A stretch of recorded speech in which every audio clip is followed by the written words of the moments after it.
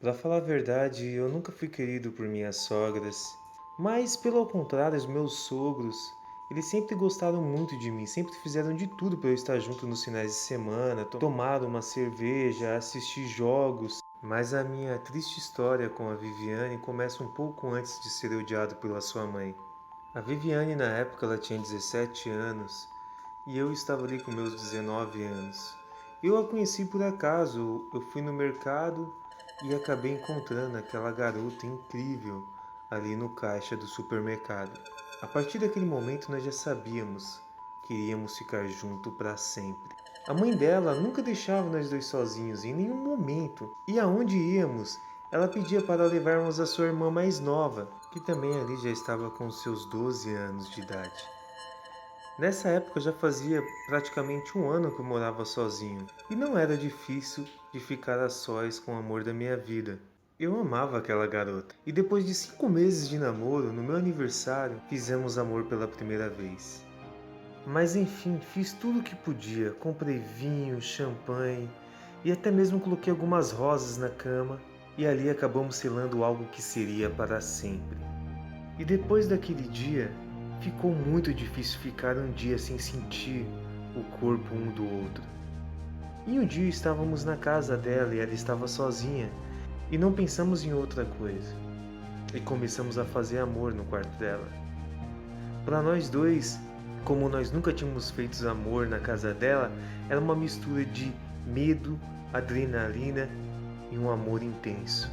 E depois de ter feito amor uma, duas vezes, eu coloquei a minha calça e fiquei só de camiseta no quarto dela. E começamos ali mexer no computador e do nada ela veio ali no meu pescoço e me deu um beijo e me puxou para a cama de novo. E começamos ali a nos beijar e ela começou ali a baixar minha calça aos poucos e de repente a mãe dela chega. Ela começou a gritar e começou a falar o que eu estava fazendo, se eu era louco, que ela ia chamar a polícia. E a Viviane começou a chorar, falando que não era nada demais, que ela já tinha 17 anos e que namorava comigo e que não era mais uma criança. Já fazia alguns meses que namorávamos, então ela tinha que aceitar que eu era namorado dela. Então ali eu acabei sendo expulso da casa dela e ela falando que eu nunca mais entraria na casa dela. E o pai dela, que eu admirava bastante, ficou também chateado comigo. Ele falou para eu dar um tempo para eu não estar aparecendo mais na casa deles. No outro dia, depois do trabalho dela, eu fui lá imediatamente buscar ela para conversar com ela e quando eu cheguei, a sua mãe estava lá e falou que não era para eu chegar perto da Viviane e isso durou quase um mês. E é claro, isso estava nos matando. E num certo dia, eu na minha casa, ao sair da minha casa, eu encontro com a mãe dela, na frente da minha casa, me esperando. E falou que eu jamais veria a Viviane novamente. E eu percebi no seu olhar que ela realmente estava com muito ódio. E eu ali meio que tentando enfrentar a mãe dela, falei que não, que eu iria sim atrás dela, iria ficar com ela porque eu a amava. E ela não hesitou e tirou da bolsa alguma coisa ali e esfregou na minha cara mesmo, colocou a mão na minha cara e quando eu olhei era um teste de gravidez e ela perguntou para mim se eu sabia o que era aquilo. Perguntou se eu tinha noção do que era aquilo, um teste de gravidez, que a filha dela estava grávida de mim. Ela falou que encontrou o teste de gravidez nas coisas da Viviane. E na hora eu entrei em pânico, eu a amava, mas veio uma mistura, sabe, de medo com ameaça, felicidade, eu não sei descrever. E eu me perguntava por que a Viviane não tinha me falado, sabe, eu não sei o porquê ela esconderia aquilo de mim. A mãe dela saiu e na mesma hora eu peguei minha moto e fui no trabalho dela. E quando chegou lá no trabalho dela, eu cheguei e perguntei pro pessoal, o pessoal falou que ela não tinha ido trabalhar hoje. E eu ligava para ela e não conseguia. Eu ia na casa dela, a casa estava vazia. E até que eu consegui ligar. E ela me atendeu. Falou que ela já tinha até mesmo saído, já tinha passado por São Paulo e que o pai dela estava levando ela, a irmã dela, para o Pernambuco, que era na onde o pai e a mãe dela tinham nascido. Então já começou a me bater um desespero, porque eu não sabia o que estava acontecendo. Ela falou que era para me ficar calmo, que ia dar tudo certo. E eu comecei a perguntar, e o meu bebê, o meu filho, e cadê o que você está fazendo? E ela não conseguia falar. falou que o pai dela estava do lado e não poderia falar.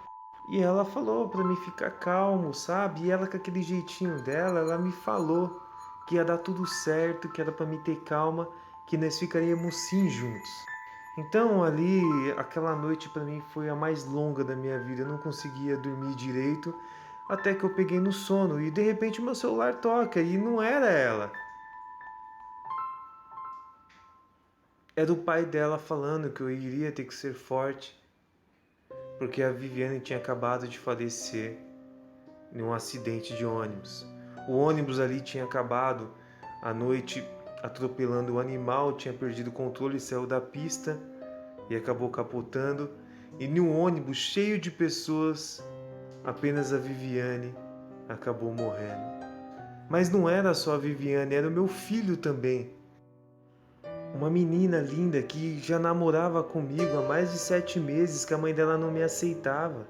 Por causa ali de uma gravidez dela aos 17 anos, a mãe dela, por não passar vergonha para os vizinhos, fez de tudo para estar levando ela para o Pernambuco.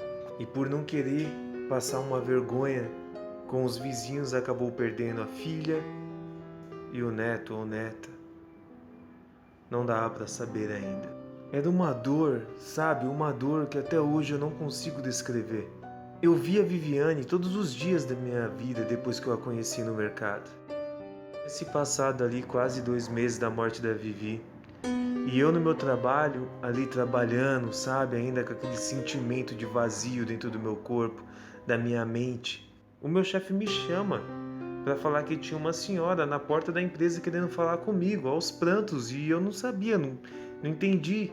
E quando eu cheguei era minha ex-sogra, aquela mulher que tinha acabado mesmo com a minha vida. E ela estava chorando e chorando muito, e eu não entendi o que ela queria, sabe? Eu não entendi o que ela estava fazendo naquele lugar.